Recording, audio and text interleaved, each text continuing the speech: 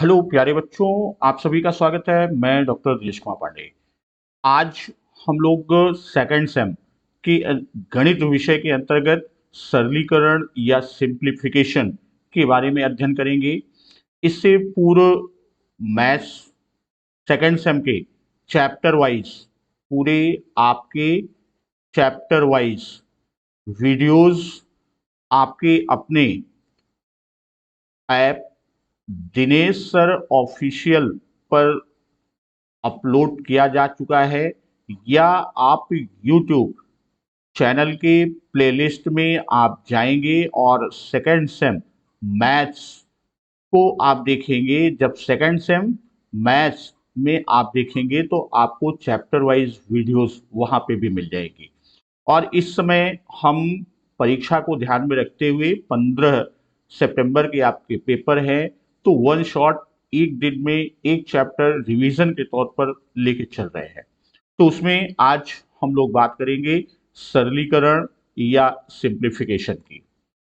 तो जब हम सरलीकरण की बात करते हैं तो सामान्यतः हम आप गणित विषय के अंतर्गत हम आप गणित विषय में जो सामान्य संक्रियाएं हैं, उन सामान्य संक्रियाओं में जोड़, घटाना, गुणा और भाग, अर्थात एडिशन, सब्सट्रैक्शन, मल्टीप्लिकेशन और डिवीजन, इन चार संक्रियाओं को करते हैं और करते आ रहे हैं।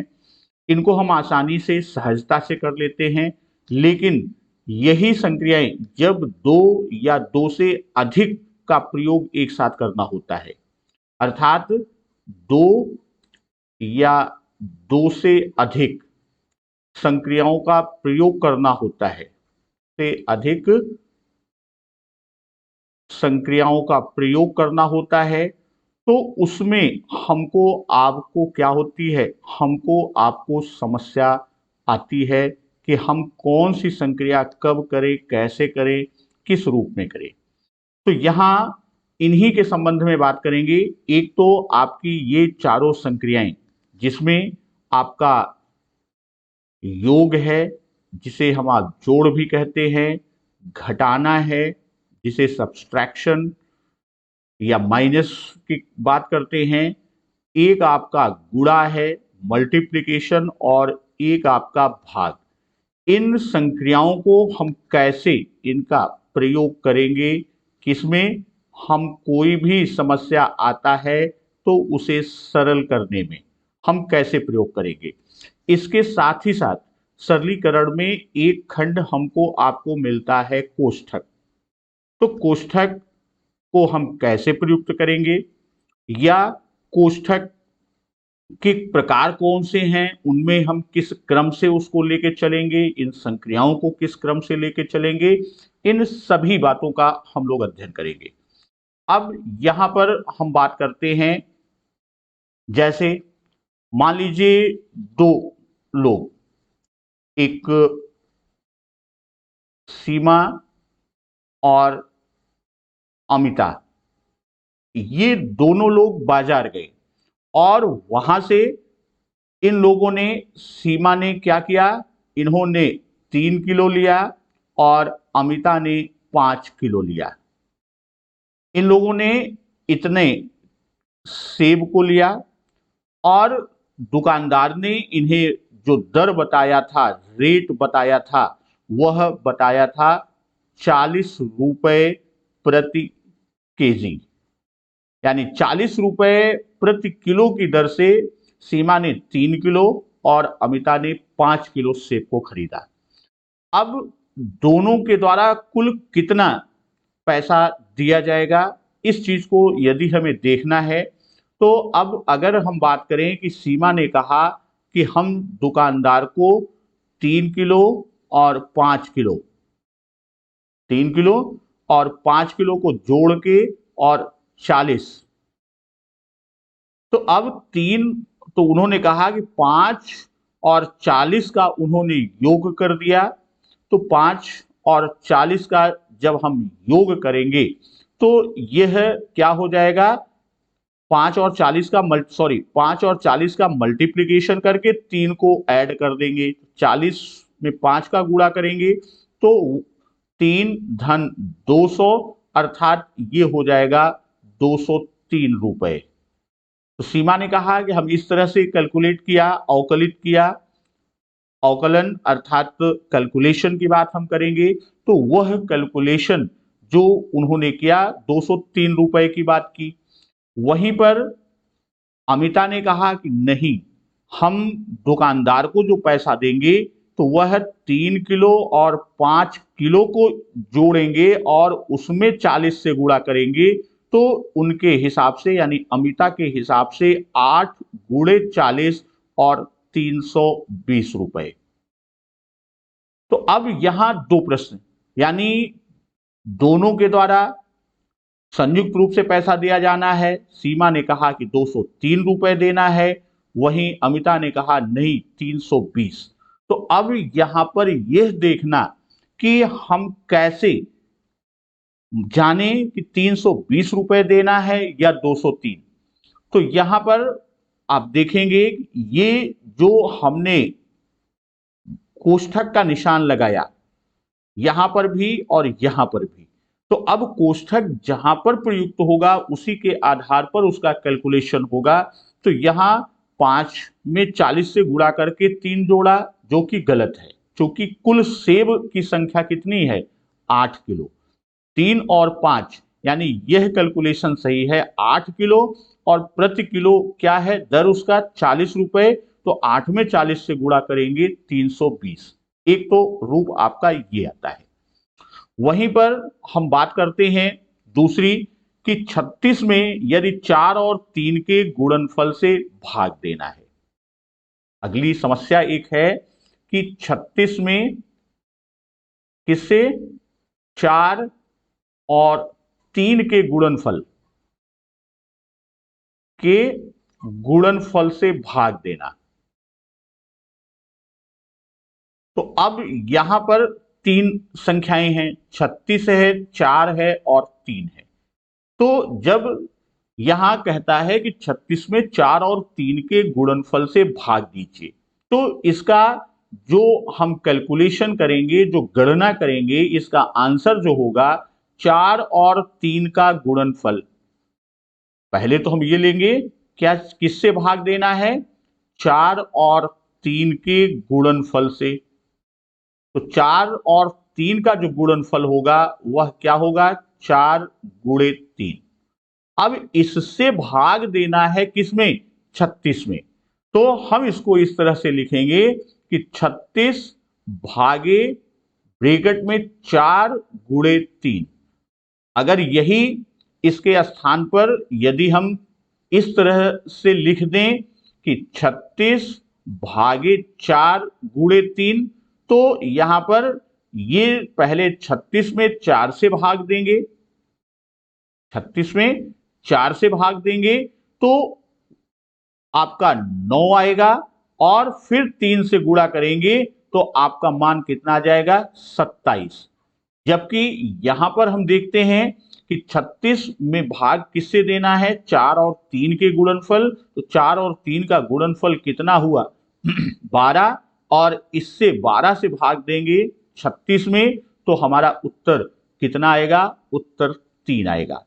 तो अब यहां पर यही चीज देखना है कि जब हम किसी इक्वेशन को सिंप्लीफाई करते हैं, किसी समीकरण को हम सरलीकृत करते हैं, उसका सरलीकरण करते हैं, तो हमें किस क्रम में कैसे और किस रूप में लेके चलना है वो चीज देखना होता है। यही एक समस्या और हम रखते हैं कि 120 में एक समस्या रखते हैं, 120 में किससे करना है 4 और 3 के गुणनफल से, 4 और 3 के गुणनफल से 8 बड़ी संख्या का से 8 बड़ी संख्या का भागफल ज्ञात करना है। अब यहां पर ये एक प्रश्न एक समस्या आई। अब यहां पर हम देखें तो 120 में भाग देना है। किससे भाग देना है? 4 और 3 के गुणनफल से 8 बड़ी संख्या। तो अब यहां पर पहली चीज 4 और 3 के गुणनफल, तो यहां हम देखेंगे कि 4 और 3 का गुणनफल, 4 और 3 का गुणनफल किस रूप में लिखेंगे? ये लिखेंगे 4 गुणे 3। अब दूसरी चीज पूछता है कि 4 और 3 के गुणनफल से 8 बड़ी संख्या, के गुणनफल से 8 बड़ी संख्या। तो अब ये क्या हो जाएगा? 4 और 3 का तो गुणनफल हो गया और प्लस 8, यानी 8 बड़ी, 4 और 3 का जो गुणनफल आएगा 12 और उससे 8 बड़ी संख्या यानी 8 को ऐड कर देंगे, जोड़ देंगे 20।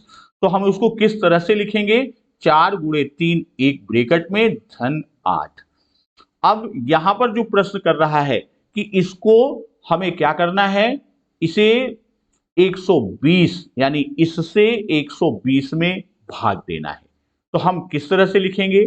हम इसको लिखेंगे 120 भागे 4। अब यहां पर क्या हो जाएगा? यहां पहले एक दूसरा ब्रैकेट और लगेगा, 4 गुणे 3 धन 8। तो ये हमारा क्या है?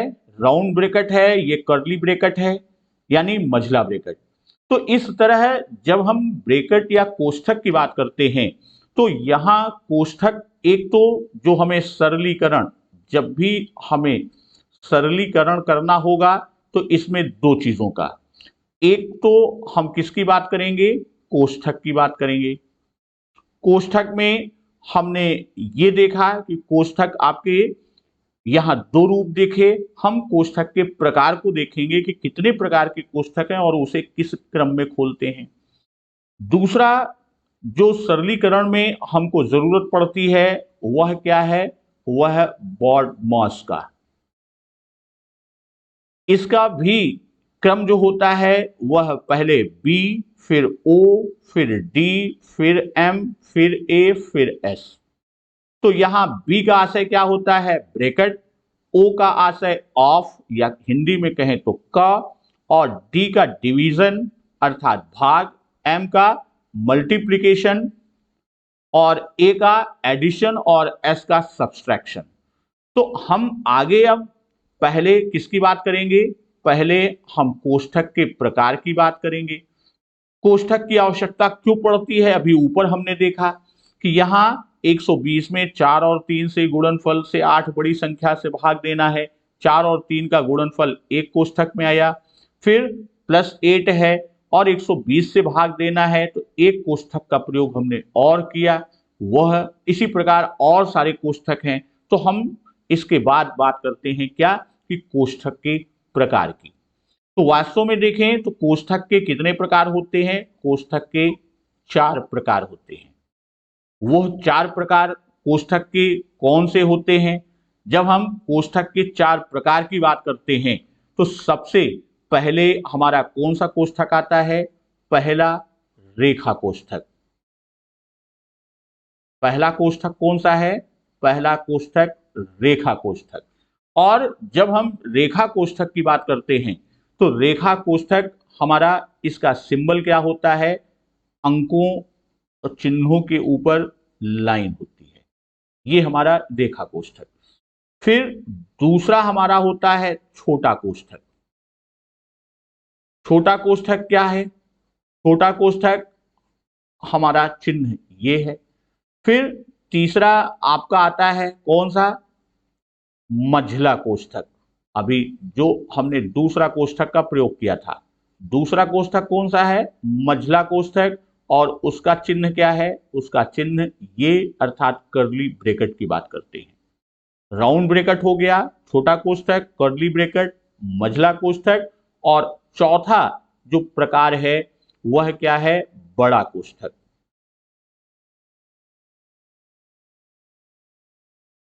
स्क्वायर ब्रैकेट, इसका शेप स्क्वायर ब्रैकेट। अब यहां ये जानना जरूरी है कि जब हम कोष्ठक सरलीकरण के समय हम इन कोष्ठकों को ऊपर से नीचे के क्रम में चलते हुए खोलते हैं, यानी अगर ये चारों कोष्ठक लगे हुए हैं तो सबसे पहले किसकी बात करेंगे? सबसे पहले हम इसको खोलेंगे, किसे? रेखा कोष्ठक। फिर दूसरे नंबर पर हम खोलेंगे किसे? छोटा कोष्ठक। तीसरे नंबर पर हम खोलेंगे किसे? मझला कोष्ठक। और सबसे बाद में खोलेंगे, यानी चौथे या बाद में हम इसको खोलेंगे बड़ा कोष्ठक। तो कोष्ठक खोलने का क्रम। अब यहां कोष्ठक के संबंध में कुछ सामान्य बातें और हम चर्चा कर लेते हैं। जैसे पहली चीज अभी बताया कि हम क्या करेंगे, क्रमानुसार हमारा खोलने का क्रम, ये क्या है? ये खोलने का क्रम है कि सबसे पहले रेखा कोष्ठक, उसके बाद छोटा कोष्ठक, फिर मझला कोष्ठक और सबसे अंत में छोटा कोष्ठक। इनको हटाकर ही हम सरलीकरण की क्रिया को संपादित करते हैं। और कोष्ठक चाहे जिस क्रम में हो, किसी भी क्रम में लगा हो, सबसे पहले अंदर के कोष्ठक को क्रम से हटाकर क्रिया को संपन्न करते हैं, यानी गणना की क्रिया को संपादित करते हैं। दूसरा, यदि कोष्ठक के पूर्व, यहां यह ध्यान रखिएगा कि यदि कोष्ठक के पूर्व, किससे? कोष्ठक के पूर्व धन का चिन्ह है तो अंदर का चिन्ह यथावत रहेगा, अर्थात कोई परिवर्तन नहीं होगा। और यदि कोष्ठक के पूर्व, यदि कोष्ठक के पूर्व ऋण चिन्ह है तो कोष्ठक के अंदर क्या होगा? अंदर धन ऋण में परिवर्तित हो जाएगा और ऋण धन में परिवर्तित हो जाएगा, अर्थात चिन्ह क्या होंगे? धन का ऋण और ऋण का धन हो जाएगा। और अंत में कि यदि कोष्ठक के पूर्व, अगली बात क्या है ध्यान जो देने वाली है कि यदि कोष्ठक के पूर्व कोई चिन्ह ना हो, यानी अंक और कोष्ठक के बीच कोई चिन्ह ना हो, उनके मध्य कोई चिन्ह या संकेत ना हो, तो क्या होगा? उस स्थिति में अंक गुणे कोष्ठक होगा, यानी वह गुणे के चिन्ह को समझा जाए।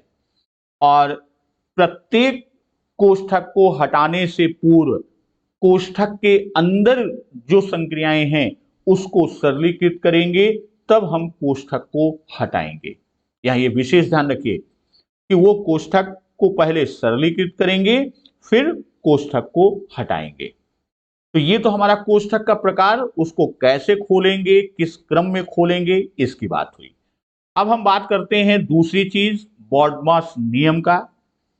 तो यहां बॉडमास प्रत्येक लेटर जो है वह एक संक्रिया को प्रदर्शित करता है। जैसे बी ब्रैकेट की बात करता है, तो सबसे पहले हम ब्रैकेट्स, ये जो नियम है ये क्रम है हमारा, इसी क्रम में हम खोलेंगे। सबसे पहले ब्रैकेट को ओपन करेंगे, फिर ऑफ को करेंगे यानी का, और फिर डिवीजन, फिर मल्टीप्लिकेशन, तब एडिशन और लास्ट में सब्सट्रैक्शन, यानी घटाना सबसे बाद में, कोष्ठक सबसे पहले। उनका चिन्ह दिया हुआ है। तो इसे सरलीकृत रूप में ही पूरी संक्रिया को bracket, of, division, multiplication, addition और सब्सट्रैक्शन, इसी को शॉर्ट में क्या कहा गया? इसी को शॉर्ट में कहा गया बॉडमॉस। तो ये बॉडमॉस का नियम है कि bracket, of, division, multiplication, addition और सब्सट्रैक्शन, अगर ये सारी चीजें दी गई हैं तो इनमें सबसे पहले हम ओपन किसे करेंगे? कोष्ठक, फिर ऑफ की क्रिया करेंगे, फिर डिवीजन की, फिर मल्टीप्लिकेशन, एडिशन और सबसे लास्ट में सब्सट्रैक्शन की क्रिया करेंगे। हिंदी में जो BODMAS है इसी को को का भाग योग भी कहते हैं। इसी को क्या कहते हैं? इस तरह से लिखें, को का भागु योग। इस को का भागु योग हिंदी में इसे, जैसे यहां BODMAS कहते हैं, यहां को का भागु योग। को का मतलब कोष्ठक, का आशय का, भा का आशय भाग, गु का आशय गुणा, यो का आशय योग और घा का आशय घटाना। यानी इसी क्रम में हम क्या करेंगे? सरलीकृत करते हैं। अब इस पर कुछ एग्जाम्पल्स हम लेके चलते हैं। ब्रैकेट और BODMAS। यहां ब्रैकेट को हमने इसलिए पहले क्लियर किया कि ब्रैकेट है क्या, उसकी आवश्यकता क्यों है और ब्रैकेट के प्रकार, और फिर ये BODMAS का नियम। तो अब इन दोनों के आधार पर कुछ एग्जाम्पल्स लेते हैं। तो जैसे पहला एग्जाम्पल आपका ये क्वेश्चन है, तो यहां जो आपका क्वेश्चन है उसमें ये जो दिया गया है कि 18 माइनस बड़ा ब्रैकेट 4 प्लस मझला ब्रैकेट यानी curly bracket 16 minus small bracket 18 minus 5 small bracket और फिर कर्ली ब्रैकेट और लास्ट में आपका आएगा बड़ा ब्रैकेट। इसका मान ज्ञात करना है, यानी अब इसे आपको सरलीकृत करना है। तो इसको सरलीकृत करने के लिए सबसे पहले क्या बताया गया था कि कोष्ठक में सबसे पहले रेखा कोष्ठक खोलना है, तो ये यहां प्रश्न में है नहीं। फिर छोटा कोष्ठक खोलना है, तो छोटा कोष्ठक है हमारा, हमने छोटा कोष्ठक खोला, तो ये हमारा क्या हो जाएगा? 18 ऋण बड़े ब्रैकेट में 4 धन, फिर मझला ब्रैकेट 16 ऋण। अब ये भी बताया गया था कि कोष्ठक खोलने के पहले अंदर की संक्रिया को सरलीकृत कर लेते हैं। तो ये कितना हो जाएगा? 18 में से 5 माइनस करेंगे तो 13। अब छोटा कोष्ठक खुल गया, फिर मझला कोष्ठक लगाएंगे और बड़ा कोष्ठक। तो यहां हमने छोटा खोला, फिर छोटे के बाद हमें कौन सा कोष्ठक खोलना था? मझला। अब मझला को खोलेंगे तो यहां मझला कोष्ठक ये 16 और में से 13 को घटाना है, तो 18 माइनस ब्रैकेट में 4 प्लस मझला कोष्ठक खोल देंगे तो 16 में से 13 गया 3। यही हुआ। अब यहां पर बड़े कोष्ठक को खोलेंगे, मझले के बाद कौन सा कोष्ठक खोलते हैं? स्क्वायर ब्रैकेट यानी बड़ा कोष्ठक। तो बड़ा कोष्ठक, अब इसके अंदर 4 धन 3 तो 18 ऋण 7। तो हमारा मान कितना आएगा? हमारा मान 11 और यही इस प्रश्न का उत्तर होगा। नेक्स्ट क्वेश्चन देखते हैं। अब इसमें आप देखिए जो क्रम बताया था, रेखा कोष्ठक, छोटा कोष्ठक, मझला और बड़ा, यहां रेखा कोष्ठक भी है।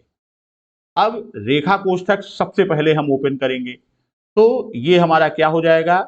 14 ऋण बड़े ब्रैकेट में 12 ऋण मझले ब्रैकेट में 9 ऋण छोटे ब्रैकेट में 7 ऋण, फिर रेखा कोष्ठक में 6 ऋण 2, छोटा कोष्ठक बंद, मझला कोष्ठक बंद, बड़ा कोष्ठक बंद। अब यहां रेखा कोष्ठक को हम हटा देंगे, तो रेखा कोष्ठक हटाएंगे तो क्या हो जाएगा? 14 ऋण बड़े ब्रैकेट में 12 ऋण मझले ब्रैकेट में 9 ऋण छोटे कोष्ठक में 7 ऋण 4। रेखा कोष्ठक को हमने ये हटाया, ये हमारा क्या था? रेखा कोष्ठक। इसको हटाया, 6 में से 2 घटा दिया 4, मझला कोष्ठक बंद, बड़ा कोष्ठक बंद। अब यहां पर छोटा कोष्ठक खोल दीजिए, तो 14 ऋण बड़ा कोष्ठक, 12 ऋण मझले कोष्ठक में 9 ऋण। अब 7 में से 4 को आप घटा देंगे तो 3 आया, मझला कोष्ठक, बड़ा कोष्ठक। अब मझले कोष्ठक को खोलिए, तो 14 ऋण 12 ऋण, अब यहां 9 में से 3 को आप घटा देंगे तो 6 बचेगा, बड़ा कोष्ठक बंद। और 14 ऋण 12 में से 6 गए, 6 आपका कितना मान आया, 8। और यही क्या होगा, यही आपका उत्तर होगा। इसी क्रम में अगला एग्जाम्पल लेके चलते हैं। तो अगले एग्जाम्पल में देखते हैं, बहुत ये और सरल रूप में दिया है कि 16 धन मझले ब्रैकेट में 1 धन छोटे ब्रैकेट में 16 ऋण 3 गुणे 4। तो इसको आप सबसे पहले क्या करेंगे, आप छोटा कोष्ठक हटाएंगे। तो ये क्या हो जाएगा, 16 धन मझले ब्रैकेट में 1 धन 16 में सबसे पहले हमको क्या करना है, इसको खाली करना है, यानी इस कोष्ठक को हटाना है। 16 में से 3 गया 13 और गुणे 4। तो अब यहां बॉडमॉस में आपको बताया गया था, चूंकि यहां 2 संक्रियाएं एक साथ हैं, तो मल्टीप्लीकेशन उसके बाद एडिशन, क्योंकि हमारा जो नियम है वो क्या है, बॉड मास। तो m से मल्टीप्लीकेशन के बाद एडिशन है, तो पहले हम क्या करेंगे, मल्टीप्लीकेशन करेंगे। तो ये हमारा हो जाएगा 16 धन मझले ब्रैकेट में 1 धन 13 में 4 से मल्टीप्लाई करोगे कितना आएगा, 52। और अब यहां आप ऐड कर देंगे 16 धन 52 में एक आपका ऐड हुआ 53, 53। और इस तरह आप इसको ऐड कर देंगे तो 69 आएगा, और यही 69 क्या होगा, हमारा आंसर होगा। तो जहां तक उम्मीद है कि बिल्कुल सिंपल वे में एकदम बेसिक चीजें, बेसिक के क्रम से हम आपको सिंप्लीफिकेशन के क्रम में ले चल रहे हैं। उम्मीद है आपको पसंद आ रहा होगा। अगर आपको ये समझ में आ रहा है, पसंद आ रहा है, तो आपकी एक लाइक तो बनती है दोस्तों। और जो साथी नए हैं, चैनल सब्सक्राइब नहीं किए हैं, चैनल को सब्सक्राइब कर लें। आप हमारे साथ टेलीग्राम पर यदि नहीं जुड़े हैं तो आप टेलीग्राम चैनल पर भी हमसे जुड़ जाएं, जिसमें आप सीधे दिनेश सर आप टाइप करेंगे टेलीग्राम पर, तो वहां पर आपको ये चैनल मिलेगा, आप वहां पे जुड़ जाइए। वहां पे सारी न्यूज, सारे अपडेट्स, इवन इसके आपके पीडीएफ नोट्स भी अवेलेबल रहते हैं। चलते हैं अगले एग्जाम्पल की तरफ। तो अगला एग्जाम्पल है 5 विद इन ब्रेकेट 18 प्लस करली bracket 3 plus 6 small bracket 5 minus 3 तीनों ब्रेकेट बंद। अब इसको सिंप्लीफाई, तो सबसे पहले हम क्या करेंगे, सबसे पहले हम छोटा ब्रेकेट खोलेंगे, यानी ये खोलेंगे। तो ये आपका क्या हो गया, 5 बड़े ब्रेकेट में 18 प्लस मझले ब्रेकेट में 3 धन 6। अब अंक और ब्रैकेट के बीच में कोई चिन्ह नहीं है, इसका मतलब उसके बीच गुणे का निशान है, यानी मल्टीप्लिकेशन है। तो 6 गुणे, अब 5 में से 3 गया 2, आप मझला ब्रैकेट बंद करिए, बड़ा बंद कीजिए। अब मझला ब्रैकेट खोलिए, तो 5 बड़े ब्रैकेट में 18 प्लस मझले ब्रैकेट में, अब यहां प्लस भी है और मल्टीप्लिकेशन भी है। तो पहले हम क्या करेंगे, पहले हम मल्टीप्लिकेशन करेंगे। तो मझले ब्रैकेट में 3 प्लस 12, 6 टू 12, और फिर आप इसको ऐड कर दें तो 5 बड़े ब्रैकेट में 18 प्लस, अब 3 और 12 कितना हो गया, ये आपका 15। अब इन दोनों को ऐड कर दीजिए 5, और यहां कोई सिंबल नहीं है, कोई चिन्ह नहीं है, कोई संक्रिया का चिन्ह नहीं, तो इसका मतलब यहां क्या है, मल्टीप्लाई होगा। तो 5 इंटू, अब इसको 18 और 15 को आप ऐड करेंगे तो 33 होगा, और 5 से मल्टीप्लाई करेंगे तो ये हमारा 165 आएगा, और यही इसका आंसर होगा।